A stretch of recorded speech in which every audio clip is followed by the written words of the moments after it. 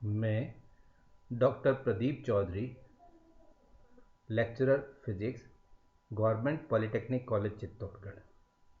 आज हम अनुप्रयुक्त भौतिकी अप्लाइड फिजिक्स विषय कोड 102 में बेसिक इलेक्ट्रॉनिक्स यूनिट नंबर 10 में एक टॉपिक की बात कर रहे हैं और वह टॉपिक है हाफ वेव रेक्टिफायर अर्ध तरंग दृष्टिकारी। दृष्टिकारी क्या होता है, व्हाट इज रेक्टिफायर, सबसे पहले ये बिंदु देखें। दृष्टिकारी एक ऐसी विद्युत युक्ति है जो एक या अधिक पीएन संधि डायोड को प्रयुक्त कर प्रत्यावर्ती धारा को दृष्ट धारा में परिवर्तित करती है। हम ये कह सकते हैं कि रेक्टिफायर की सहायता से हम एसी को डीसी में कन्वर्ट कर सकते हैं। रेक्टिफायर इस केस में एक या अधिक पीएन संधि डायोड यूज करता है। Rectifier is an electric device which convert AC into DC using one or more PN junction diode। दृष्टकारी में पीएन संधि डायोड के एक दिशिक चालन के गुण का उपयोग किया जाता है। हम पीएन संधि डायोड की एक एप्लीकेशन जो है दृष्टकारी वह देख रहे हैं और इसमें पीएन संधि डायोड की एक महत्वपूर्ण गुण को यूज किया जाता है।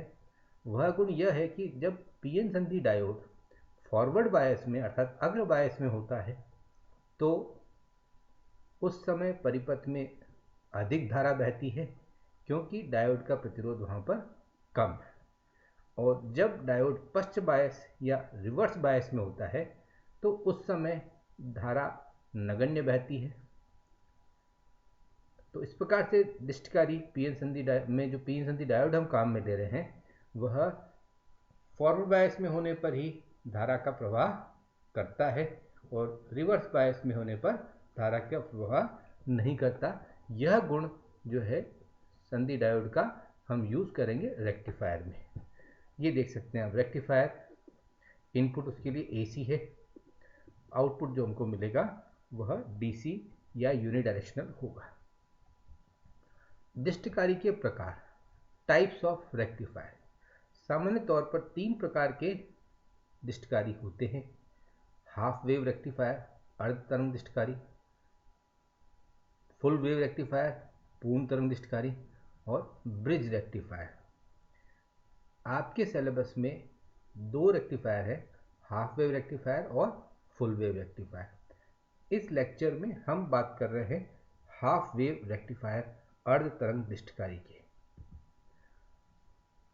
रेक्टिफायर के बारे में तो हम जान गए हैं, अब हम बात करते हैं हाफ वेव रेक्टिफायर अर्ध तरंग दृष्टिकारी। अर्ध तरंग दृष्टिकारी जैसा कि नाम से स्पष्ट है, अर्ध तरंग यहाँ पर आप चित्र में देख सकते हैं। ये हाफ वेव रेक्टिफायर, इसके लिए इनपुट एसी, पूरा साइकिल इस प्रकार से, ये साइकिल है पूरा, ठीक है। लेकिन जो आउटपुट मिलता है इसका वह देखेंगे आप, हाफ साइकिल के लिए आउटपुट मिला है, शेष हाफ साइकिल के लिए आपको आउटपुट नहीं मिला है, ठीक। तो इस प्रकार से हम ये कह सकते हैं कि अर्ध तरंग दृष्टिकारी में प्रत्यावर्ती धारा के आधे चक्र के लिए ही निर्गत धारा या वोल्टता प्राप्त होगी। शेष आधे चक्र के लिए हमें किसी भी प्रकार की कोई धारा या वोल्टता प्राप्त नहीं होगी। अर्ध तरंग दृष्टिकारी का परिपथ चित्र आप देख सकते हैं, ये उसका परिपथ चित्र है। इस परिपथ चित्र में हम बात करें, ये देखेंगे आप पीएन संधि डायोड, ये श्रेणी क्रम में लगा है एक लोड प्रतिरोध के साथ और ट्रांसफार्मर की द्वितीयक कुंडली। ये ट्रांसफार्मर की सेकेंडरी कॉइल है, ट्रांसफार्मर की द्वितीयक कुंडली है। ट्रांसफार्मर की द्वितीयक कुंडली, संधि डायोड और लोड प्रतिरोध, ये तीनों श्रेणी क्रम में जुड़े हैं। जबकि इधर आप देखेंगे तो यहाँ पर ये प्राथमिक कुंडली है ट्रांसफार्मर की प्राथमिक कुंडली, और यहाँ पर एसी इनपुट लगाया जाएगा और आउटपुट हमें लोड प्रतिरोध के सिरों पर यहाँ मिलेगा। ये इसका कंस्ट्रक्शन है जो आप इसमें आगे देख सकते हैं। अर्ध तरंग दृष्टिकारी में एक पीएन संधि डायोड को परिपथ में श्रेणी क्रम में लोड प्रतिरोध के साथ ट्रांसफार्मर की द्वितीय कुंडली से जोड़ा जाता है, जबकि ट्रांसफार्मर की प्राथमिक कुंडली को प्रत्यावर्ती वोल्टता के स्रोत से अपन जोड़ते हैं। तो इस प्रकार से अपन ने ये अर्ध तरंग दृष्टिकारी का परिपथ चित्र देखा। ये एसी इनपुट है यहाँ पर, ये देखिए, और आउटपुट आपको पल्सेटिंग डीसी की फॉर्म मिल रहा है। आधे चक्र के लिए आउटपुट मिल रहा है, आधे चक्र के लिए, शेष आधे चक्र के लिए आउटपुट आपको नहीं मिल रहा है। अब हम अर्ध तरंग दृष्टिकारी की कार्यविधि समझें। ट्रांसफार्मर की जो प्राथमिक कुंडली थी उस पर अपन ने एसी वोल्टेज लगाया है। ये देखिए आप, ट्रांसफार्मर की ये प्राथमिक कुंडली है, यहाँ पर एसी वोल्टेज अपन लगा रहे हैं। तो जो द्वितीय कुंडली है उसमें भी प्रेरित वोल्टता एसी की फॉर्म में ही होगी, ये इस प्रकार से, ठीक है। अब प्रेरित जो वोल्टता द्वितीय कुंडली पर लग रही है उसके धनात्मक अर्ध चक्र के लिए, जो धनात्मक अर्ध चक्र होगा उसके लिए द्वितीय कुंडली का ऊपरी सिरा धनात्मक और निचला सिरा ऋणात्मक होगा। ऐसा होने से पीएन जंक्शन डायोड जो काम में आ रहा है यहाँ पर वो अग्र बायस में होगा और उससे लोड प्रतिरोध में धारा प्रवाहित होगी और निर्गत वोल्टता आउटपुट वोल्टेज हमें मिलेगा। ये आप देख सकते हैं यहाँ पर, ये द्वितीय कुंडली में प्रेरित वोल्टता है, एसी की फॉर्म में है। प्रथम अर्ध चक्र ये रहा, इस चक्र के लिए, इस अर्ध चक्र के लिए द्वितीय कुंडली का ऊपरी सिरा धनात्मक और निचला सिरा ऋणात्मक।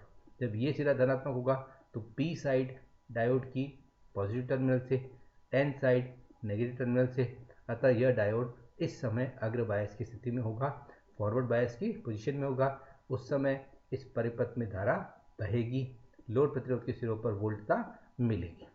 लेकिन जब नेगेटिव हाफ साइकिल लगेगा यहाँ पर ये वाला, तो उस समय द्वितीय कुंडली का ऊपरी सिरा ऋणात्मक होगा, निचला सिरा धनात्मक होगा।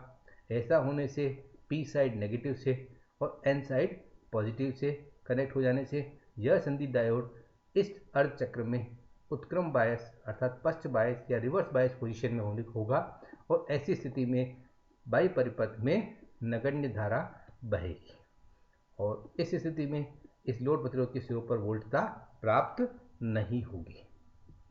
ये सारा आप यहाँ देख सकते हैं। प्रेरित प्रत्यावर्ती वोल्टता के ऋणात्मक अर्ध चक्र के लिए द्वितीय कुंडली का ऊपरी सिरा नेगेटिव, निचला सिरा पॉजिटिव, पीएन जंक्शन डायोड पश्च बायस में, लोड प्रतिरोध में नगण्य धारा, निर्गत वोल्टता प्राप्त नहीं होगी। इस प्रकार आरोपित निविष्ट प्रत्यावर्ती वोल्टता के लिए पूर्ण चक्र के लिए सिर्फ धनात्मक अर्ध चक्र में पॉजिटिव हाफ साइकिल में ही अपन को आउटपुट वोल्टेज प्राप्त होती है, नेगेटिव हाफ साइकिल में आउटपुट वोल्टेज नहीं मिलती है। अतः यह जो निर्गत वोल्टता है यह एक दिशिक है, यूनिडायरेक्शनल है और पल्सेटिंग है, स्पंदमान है। ये आप देख सकते हैं, ये पूरा चक्र, ये दो चक्र यहाँ बताए गए हैं सुविधा के लिए। ये एक चक्र पॉजिटिव हाफ साइकिल के लिए आउटपुट मिल रहा है, नेगेटिव हाफ साइकिल के लिए आउटपुट नहीं मिल रहा है, फिर पॉजिटिव हाफ साइकिल आ रहा है, आउटपुट मिल रहा है, फिर ये नेगेटिव हाफ साइकिल आ रहा है, आउटपुट नहीं मिल रहा है। अब हम बात करते हैं रिपल फैक्टर की।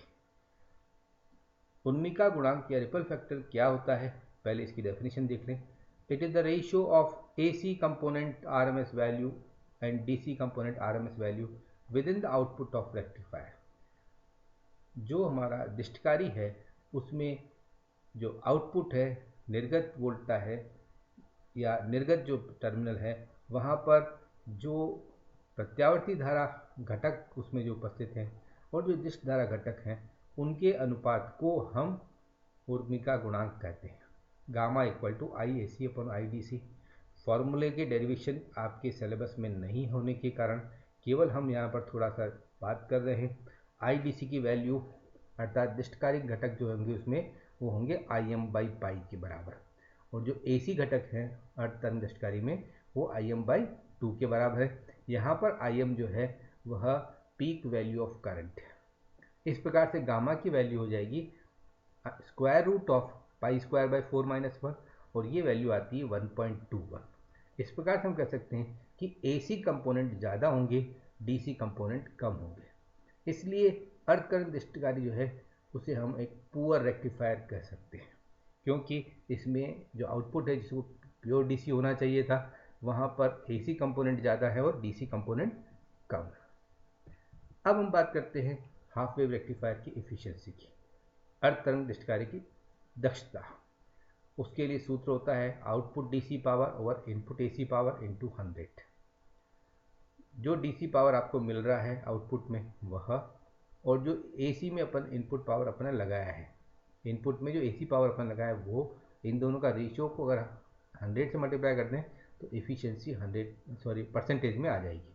उसके लिए फॉर्मूला आता है 40.6/1 plus R by RL। RL load प्रतिरोध होता है और R जो है वो जो डायोड है उसका रेजिस्टेंस प्लस जो सेकेंडरी कॉइल है उसका रेजिस्टेंस।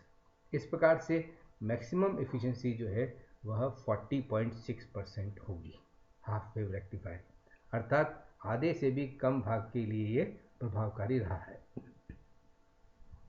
Thank you. इस प्रकार से आज हमने अर्ध तरंग दृष्टिकारी के बारे में बात की। थैंक्स।